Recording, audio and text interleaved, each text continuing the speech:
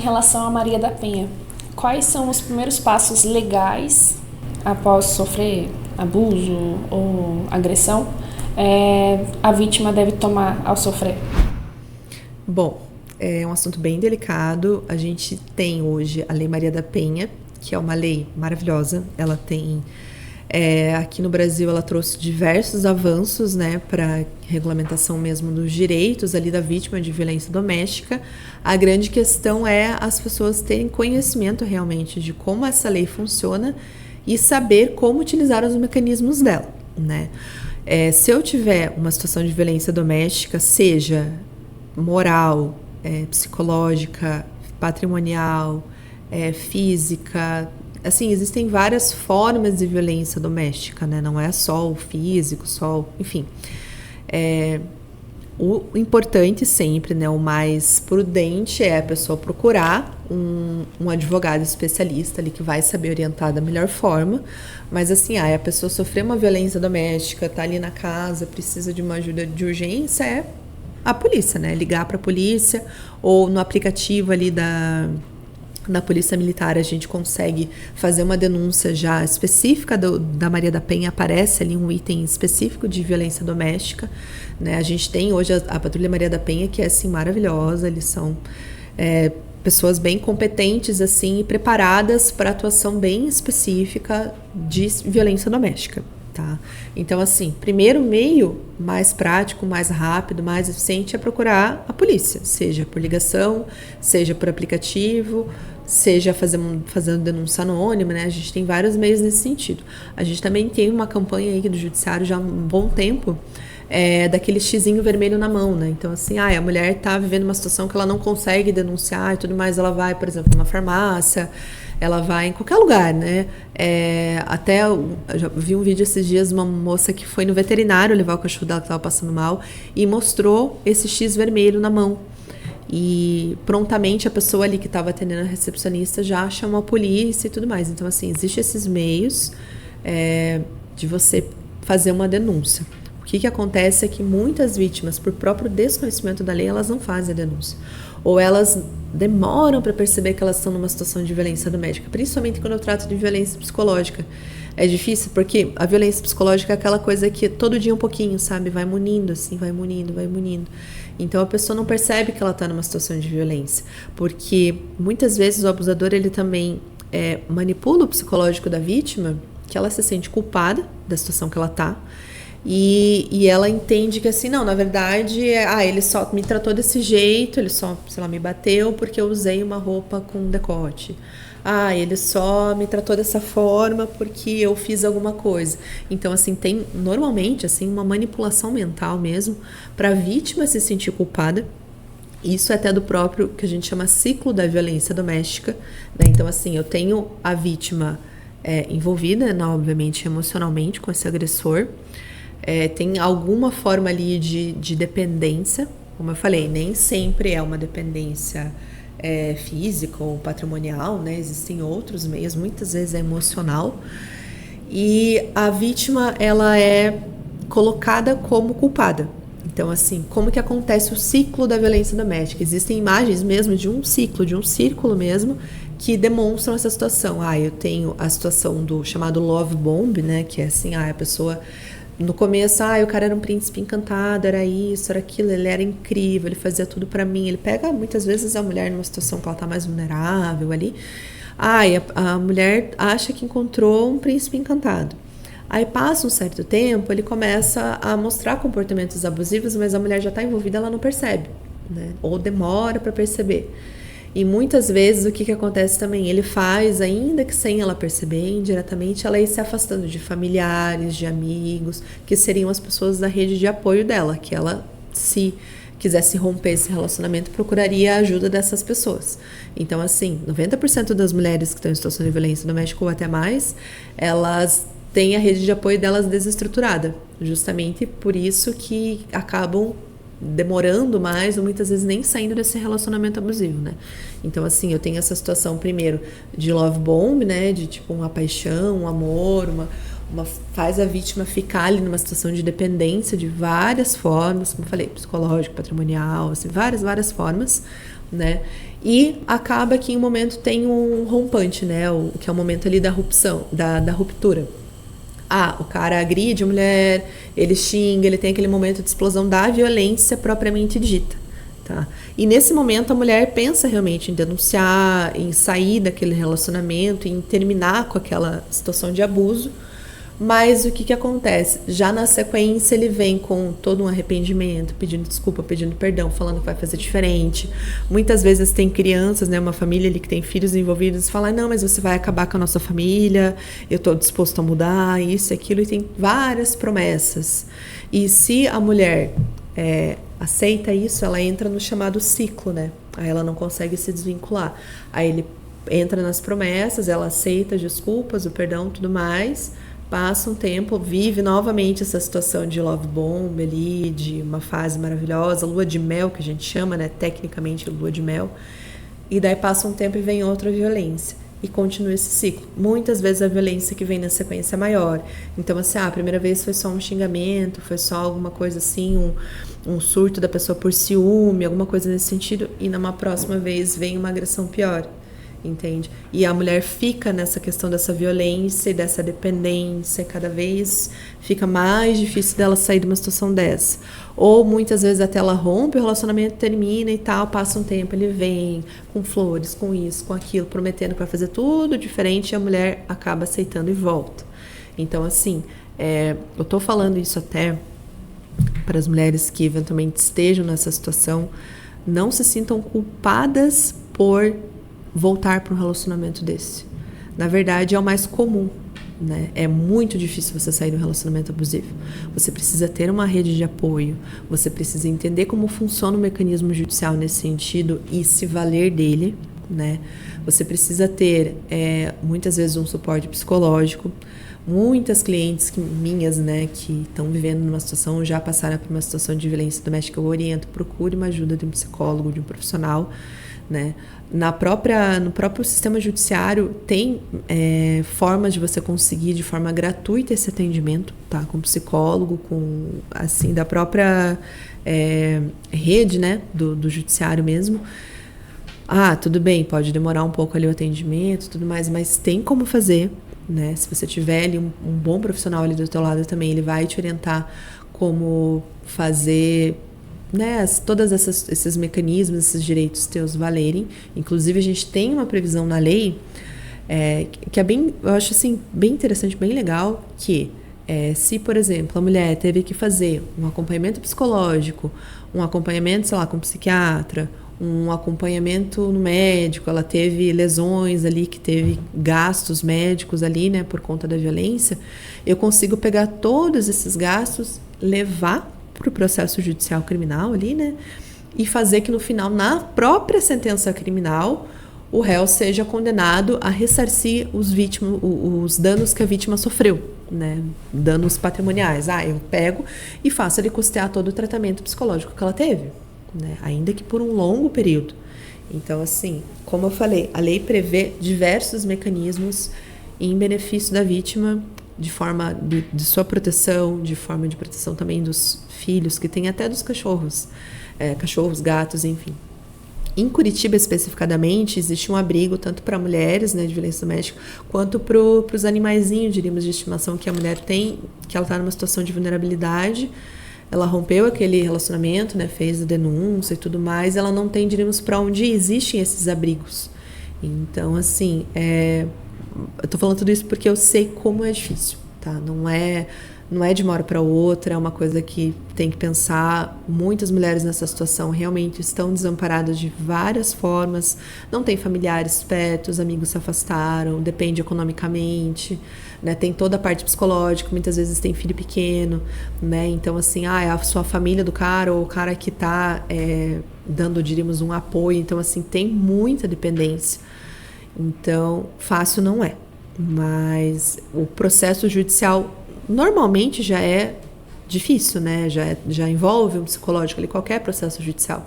O processo judicial que trata de questões de violência doméstica é difícil também, Por isso é muito importante você conhecer os seus direitos, você ter um profissional qualificado que te dê o máximo de atenção, porque assim, a gente acaba que não é só advogado, a gente tem que ser psicólogo também. E tá tudo bem, tem assim, o que está ao nosso alcance, né? O que é mais para a área técnica, a gente tem que encaminhar, porque não tem como. Mas existe como sair de um relacionamento abusivo, tá? A lei tem vários mecanismos, eu vou tentar trazer aqui o máximo que eu conseguir para vocês. Mecanismos protetivos que podem realmente auxiliar nesse processo todo, tá? Mas realmente o ciclo da violência doméstica, ele existe em estudos técnicos, como eu falei, tem nomes técnicos para cada situação ali do momento desse ciclo, tá? Existem muitos estudos sobre isso. E a lei, cada vez mais, ela busca proteger a mulher, porque assim, é notório a disparidade entre um homem e uma mulher já num relacionamento, entre aspas, normal, e muito mais ainda num relacionamento abusivo. Quais são as medidas protetivas? Quando que elas podem ser aplicadas? E eu acho que agora, querendo ou não, a sua experiência dentro desse assunto. Você, por um acaso, quando você viu ou atendeu alguém com essas características, você viu que as leis são realmente eficazes para evitar novos episódios? Então, é bem interessante colocar isso, porque não é a primeira pessoa que me pergunta. Mas a gente vê casos de feminicídio, casos disso, casos daquilo. Então, como eu falei, a lei Maria da Penha é excelente, mas falta conhecimento da maioria das pessoas para realmente conseguir aplicá-la. Por quê? Esses casos que normalmente a gente vê de feminicídio e tudo mais, mas a mulher tinha medida protetiva. Realmente, muitas mulheres têm medida protetiva e acontece a reincidência. Mas essa reincidência não é... E assim, muitas vezes aconteceu a reincidência várias vezes, até chegar a uma situação pior. Mas nenhuma dessas reincidências foi levada para o judiciário. Entende? Então, assim, a partir do momento que eu tenho uma decisão de medida protetiva, ela tem lá... normalmente os juízes colocam, né? Olha, em caso de descumprimento, você comunica a autoridade policial, você comunica o juiz, tem que ser levado ao conhecimento do judiciário que a pessoa está descumprindo a medida, tá? E assim, hoje, pela Lei Maria da Penha, descumprimento de medida protetiva é um crime autônomo. Então, assim, se a pessoa, o cara apareceu na frente da minha casa, eu tenho medida protetiva, proibição de contato, de aproximação, ele apareceu na frente da minha casa, o que eu faço? Ligo pra polícia, tá? Tira foto e liga pra polícia. Ele só me ligou. Ele me ligou, ouviu minha voz e cancelou. Você vai comunicar ao juiz que teve descumprimento de medida por ligação. Vai tirar um print da tela, vai fazer isso. Ele me mandou mensagem. Você vai fazer a mesma coisa, você vai comunicar. Cada descumprimento tem que ser comunicado. E cada descumprimento é um crime novo que aquela pessoa está praticando. O que acontece muitas vezes? O agressor fez, na situação de agressão, a vítima teve a medida protetiva, ele foi comunicado, a medida protetiva passa a valer para ele de quando ele é citado, né? Seja no endereço, seja por WhatsApp, por telefone, por outro meio. Ele foi citado, consta lá no processo, né, a data que ele foi citado, aquela decisão está valendo para ele, né? Então, assim, se descumprir, vai preso, né? Se tiver descumpriu, digo assim, tá na frente da casa da mulher, tá numa situação de flagrante. A polícia chegou, ele vai preso por descumprimento de ordem judicial, descumprimento de medida protetiva. Ele pode na sequência ser solto e tudo mais? Pode, dependendo de cada caso, né? Tem que ver qual crime que ele está respondendo, a peculiaridade, né? E tudo mais. Mas a pessoa descumpriu 2 ou 3 vezes. O que acontece? Eu vou ter já 4 processos contra esse agressor, entende? Então, por exemplo, eu tenho um processo de ameaça, eu tenho mais 3 processos de descumprimento de medida protetiva em dias diferentes. São 3 práticas criminais, né? Além da primeira lá, da original. E daí essa pessoa, em uma denúncia que o Ministério Público oferecer, ela vai responder todas essas vezes, né? Por todos esses crimes, né? E o que acontece muitas vezes também, além dele me bater, ele me xingou. Ele só me xingou, sei lá, alguma coisa assim. Quando eu vou tratar de crimes contra a honra, eles dependem da vítima dar início ao processo, né? Então, assim, a vítima tem que entrar com uma queixa-crime. Isso é feito a vítima representada por advogado, seja defensoria pública, seja nomeado, né, pelo Estado, né, que a gente chama de advogado dativo, ou contratado. Então, daí seria mais um processo. O que acontece muitas vezes é isso. Ele tem um processo original lá de ameaça, de lesões corporais, enfim. E daí tem lá umas 3 situações de descumprimento de medida protetiva e mais uma queixa-crime, que daí é um crime contra a honra. Então, assim, já tem vários crimes ali comunicados, essa pessoa vai ter, né, um nome fichado, vai virar reincidente. Hoje em dia, tem muito peso o fato da pessoa ser reincidente em crime de violência doméstica, né? Além de várias consequências nesse sentido. Hoje a gente tem uma lista, um cadastro nacional de agressores de violência doméstica. Então, assim, você consegue constar que se aquela pessoa já respondeu um processo de violência doméstica ou não. E, assim, muitas vezes a pessoa descumpriu uma vez, levou uma advertência ou foi presa uma vez por aquilo, ela já, entre aspas, aprende, não reitera, porque sabe que existem consequências de fazer aquilo novamente, além de responder por mais um crime. O que a gente vê muitas vezes nessas situações de feminicídio, né, de crimes mais graves ali que acontecem contra a mulher, é que a mulher teve medida protetiva lá no começo, teve vários descumprimentos, mas a vítima nunca levou isso para o judiciário. Nunca fez valer a lei nesse sentido, entendeu? Nunca fez valer esses meios ali de proteção dela mesma para chegar a uma situação mais grave, porque muitas delas acreditam que não vai chegar numa situação de feminicídio, entende? Não, mas ele só me procurou por isso, não, ele só ficou com ciúme, não, ele só passou no meu trabalho, não, ele só me ligou aqui, ele só estava me controlando, sei lá, em rede social, alguma coisa assim. Tá, mas assim, se você pudesse, né, conversar com vítimas de tentativa de feminicídio, né, elas falariam para você que elas não achavam que ia chegar naquele ponto. E muitas vezes, como eu falei, é uma vítima que está com uma vulnerabilidade, está ali com uma fragilidade emocional e tudo mais, tem contato com aquele agressor que tem toda uma questão de manipulação do relacionamento, muitas vezes envolvendo a parte de família, até a parte financeira. Então, consegue acesso a essa mulher, porque ela não tem realmente o real conhecimento dos mecanismos que ela pode utilizar em favor dela, né? Hoje a gente tem, a mulher pode até comunicar o descumprimento de medida protetiva em algumas cidades diretamente por formulário no computador, entende? E um outro mecanismo, um pouco menos, né, conhecido, que eu acho fantástico de violência doméstica, é o chamado botão do pânico. O que acontece? Ele não é dado para todos os casos de violência doméstica. Então, assim, tem que ser demonstrado para o juiz a necessidade de utilização desse mecanismo. Mas, a partir do momento que ele é concedido, o que acontece? A mulher tem lá o aplicativo da Polícia Militar. Ela baixa o aplicativo da Polícia Militar, faz o seu login lá, né, com e-mail e tudo mais, e vai aparecer para ela um botão do pânico. Então, assim, eu tô, sei lá, num shopping e eu vi ali o meu agressor, ele tá vindo perto de mim e tal. Eu só pego meu celular e já aperto esse botão do pânico. E a polícia, em pouco tempo, né, a Patrulha Maria da Penha, enfim, a polícia vai chegar até você. Tá? Então, assim, é um botão do pânico, né, o nome diz por si. Ele vai ter a validade que constar da medida protetiva, né, então tem que ver caso a caso. Antes, já até adentrando nessa questão da validade das medidas protetivas de urgência. Antes, a lei previa que era 6 meses prorrogáveis por igual período. Durante a pandemia, a gente teve algumas alterações nesse sentido. E o que a lei prevê hoje, né, os entendimentos, né, dos tribunais também? Que a medida protetiva ela pode ser aplicada de forma indeterminada, com reavaliação a cada 1 ano. Então, assim, essa reavaliação não é a validade. Passou 1 ano, a gente vai entrar em contato com a vítima, vai ver a situação que ela está, se ela ainda está vulnerável, né? Se o antigo relacionamento se apaziguou, diríamos, se tem filhos, como que está a relação ali e tudo mais. Mas, em um primeiro momento, essa medida protetiva vai ter validade por prazo indeterminado. E, por via de consequência, né, todos os mecanismos de proteção da medida protetiva também vão ser por prazo indeterminado. Doutora, em relação à violência não exposta, né? Que eu não tenho marcas, não tenho roxo, não tenho algum machucado, mas sim sofri violência psicológica ou ameaça. Qual é a melhor forma de eu documentar e provar esses abusos para a justiça em si?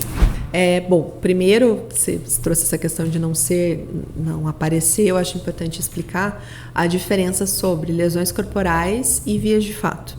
Tá?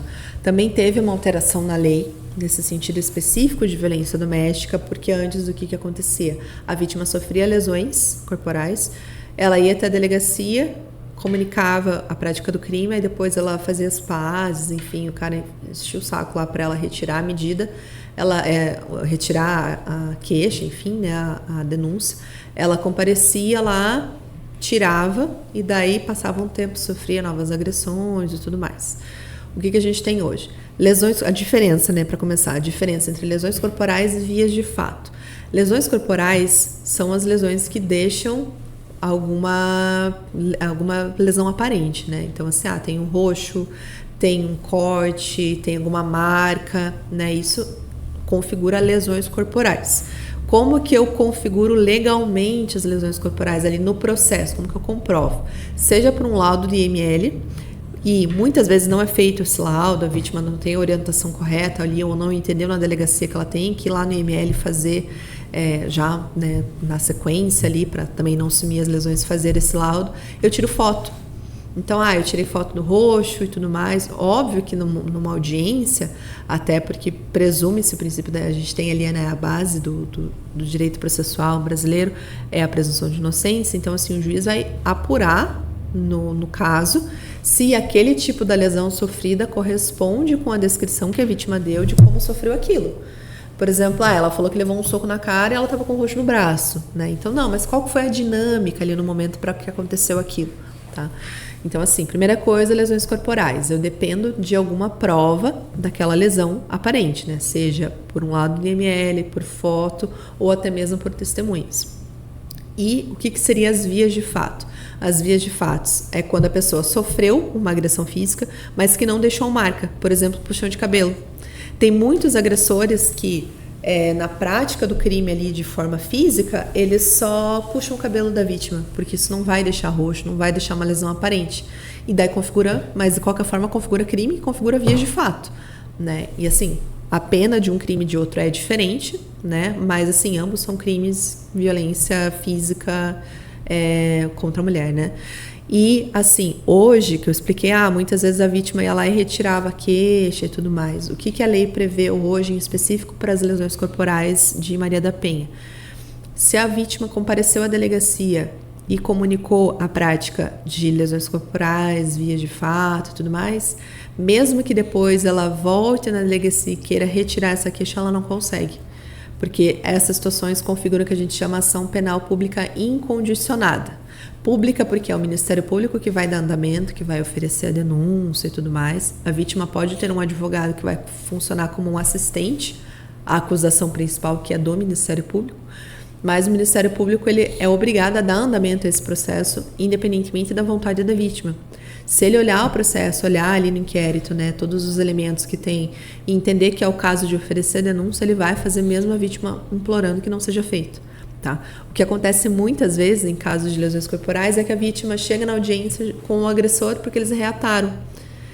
E ela até fala assim, não, realmente, nesse dia ele me agrediu, mas assim, eu voltei atrás, ou não aconteceu mais nada e tudo mais, mas assim, o fato dela reatar o relacionamento ou dela não querer mais que aquele processo criminal dê andamento, nessas situações não é cabível hoje, justamente porque antigamente a gente tinha muito isso, da vítima ia, denunciava ou não tinha força para dar andamento e tudo mais no processo, reatava o relacionamento ou cedia às pressões do agressor, né? Então assim, para você ver como o direito brasileiro reconhece o tamanho da vulnerabilidade da mulher, hoje a gente teve uma alteração na lei nesse sentido, que independentemente da vontade dela nessas situações de lesões corporais, vias de fato, o processo anda independentemente da vontade dela.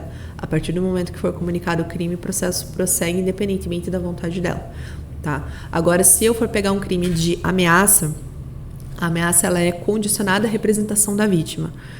O que a lei prevê hoje? Uma ameaça feita em âmbito de violência doméstica, ela prossegue, né, pela parte ali do processo de forma diferente de uma ameaça entre duas pessoas que não estão numa situação de violência doméstica, né?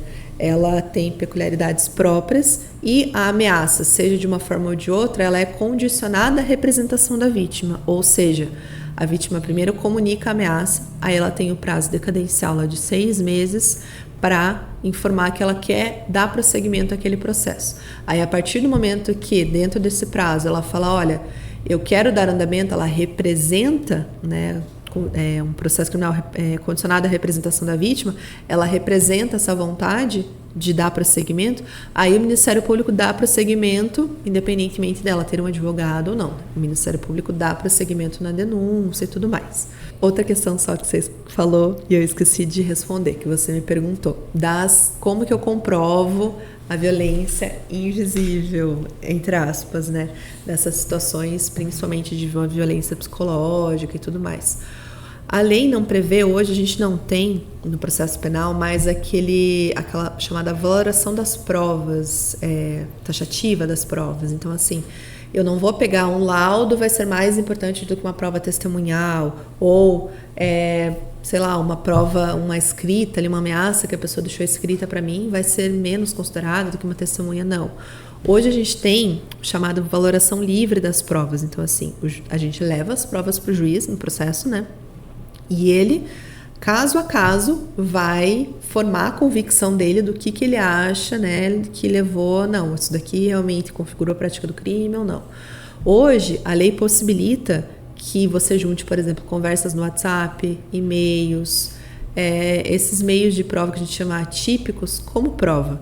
Até porque muitas vezes o que acontece o cara mandou uma mensagem para a vítima, ou ele ligou, e ela não tem outra prova daquilo, entende? Ou ele xingou e ela gravou no celular. Como ela é a vítima na situação que está acontecendo, ela pode usar essa prova, né, essa gravação e tudo mais. O que acontece? Hoje a gente tem um entendimento que realmente do que acontece em uma situação de violência doméstica, que leva a tamanha vulnerabilidade da vítima, que é o quê? A relação, a agressão, qual meio for, ela acontece muitas vezes estando só a vítima e o agressor. Então a palavra da vítima, ela é valorada da forma devida para tanto, ela é considerada com a devida importância, né, para fins de análise criminal.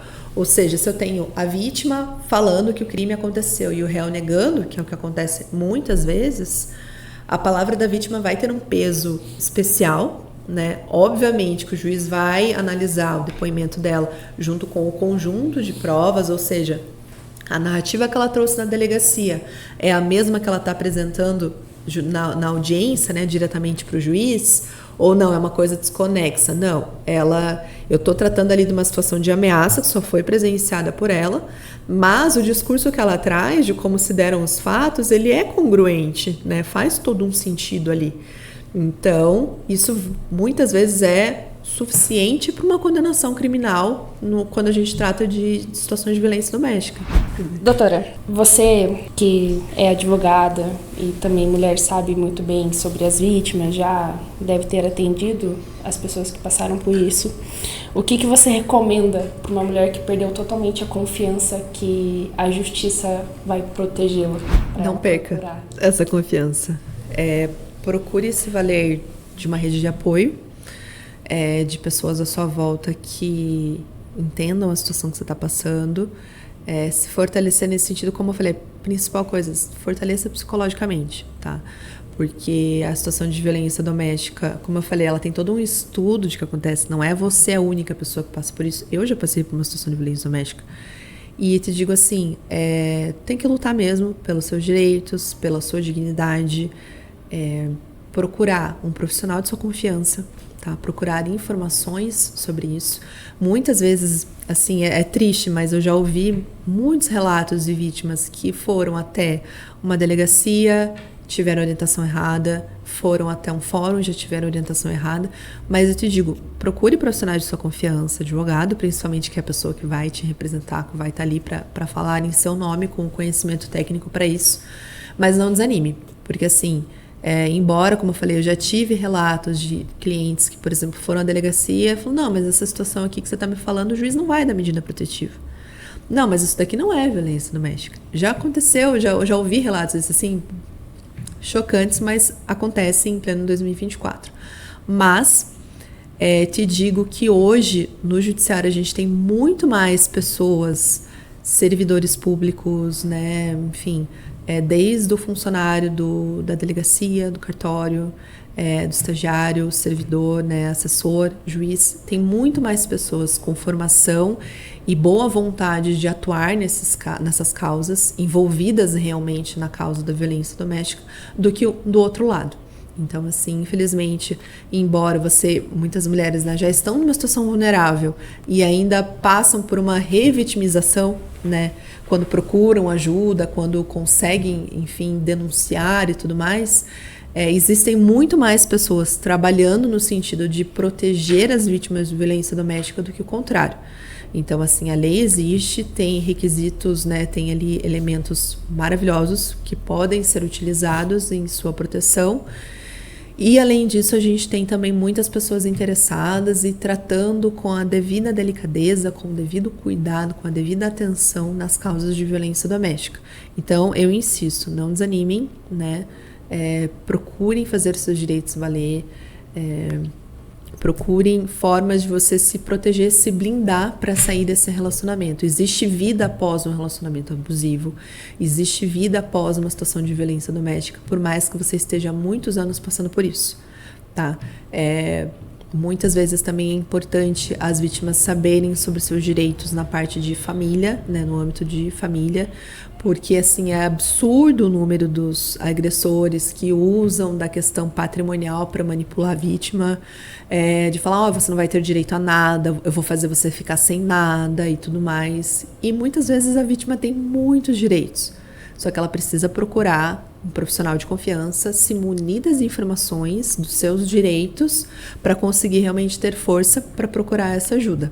Tá? Mas assim, existe, como eu falei, vida após um relacionamento abusivo, violência doméstica, tem como você sair disso e ter uma vida feliz, uma vida com a dignidade que você merece. Como eu falei, eu também já fui vítima de violência doméstica e consegui fazer a minha voz ser ouvida e valer todos os meus direitos para ter ali uma vida digna e um relacionamento mais saudável. Bom, espero que a nossa conversa de hoje tenha ajudado você de alguma forma. Peço que vocês compartilhem as pessoas que vocês acham que realmente podem se beneficiar com esse conteúdo. E se você gostou, deixa aqui seu comentário. Se você acha que tem alguma coisa que eu possa falar mais, alguma coisa que seja interessante, algum outro tema que você gostaria que eu abordasse, por favor, comenta aí e traz aí pra gente.